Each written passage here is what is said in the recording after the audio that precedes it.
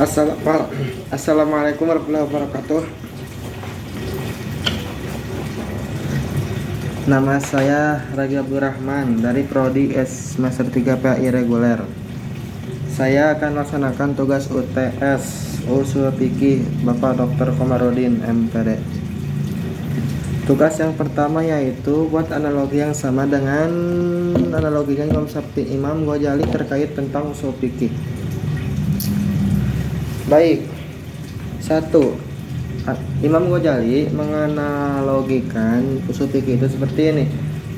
Pohon itu seperti dahlia dan buah-buahnya seperti hukum. Orang yang mengambil buah tersebut dinamakan mujtami dan cara pengambilan buah tersebut dinamakan ijtima. Saya akan menyamakan analogi tersebut dengan gini. 1 dengan lautan, 2 dengan tata surya, 3 dengan aplikasi HP. Lautan itu seperti hukum, ikan-ikan di sana seperti dahlia dan cara pengambilan ikan tersebut seijtima dan orang yang mengambil ikan tersebut mujtami. 2. Tata surya, planet adalah dahlia. Alam semesta ada dahlia, planet adalah hukum dan orang yang ke planet-planet tersebut dinamakan itu mujtami dan cara ke planet tersebut dinamakan ijtima.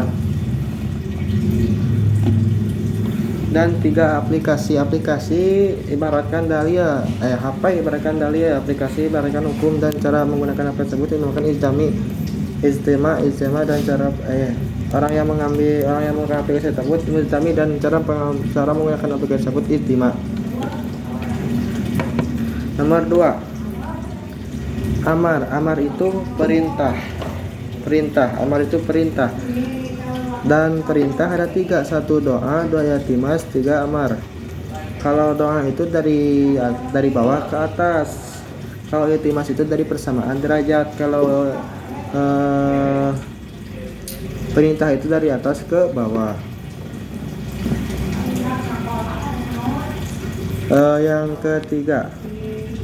Yang ketiga itu kaidah usul fikih. 1. Al-umur bimaqasidiha, yang artinya setiap perbuatan itu tergantung bersama dengan tujuan niatnya. Misalnya, berwudu itu harus dengan niat seperti itu pula mandi wajib, salat dan puasa. Jika ia melakukan perbuatan yang hukumnya mubah tetapi ia beriktikad bahwa ia melakukan perbuatannya tidak halal, seperti seorang menggoli seorang perempuan dan dalam hatinya menyatakan bahwa perempuan itu bukan istrinya dan ia sedang melakukan perbuatan zina, walaupun ternyata perempuan itu adalah istrinya, maka perbuatan itu tetap haram. 3.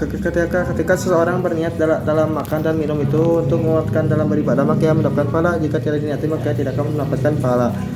4. Orang yang memeras anggur itu juga tergantung tujuan niatnya untuk menjadikan cuka atau khamar, minuman keras.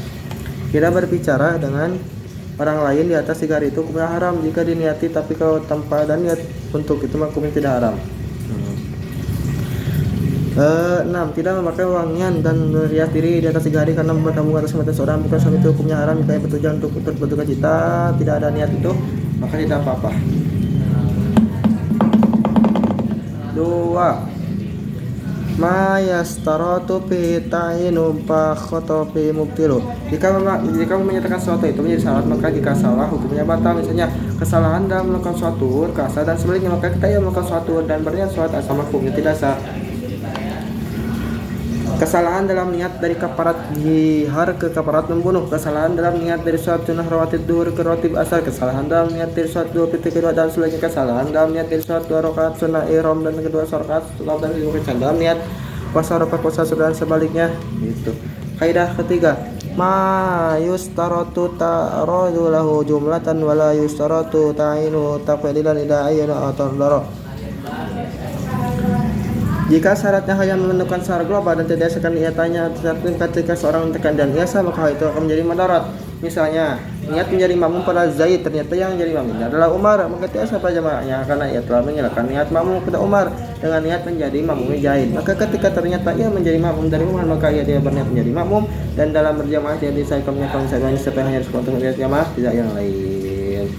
Terima kasih, sekian UTS saya Ragi Abdurrahman, kurang lebihnya mohon dimaafkan karena saya baru belajar. Assalamualaikum warahmatullahi wabarakatuh.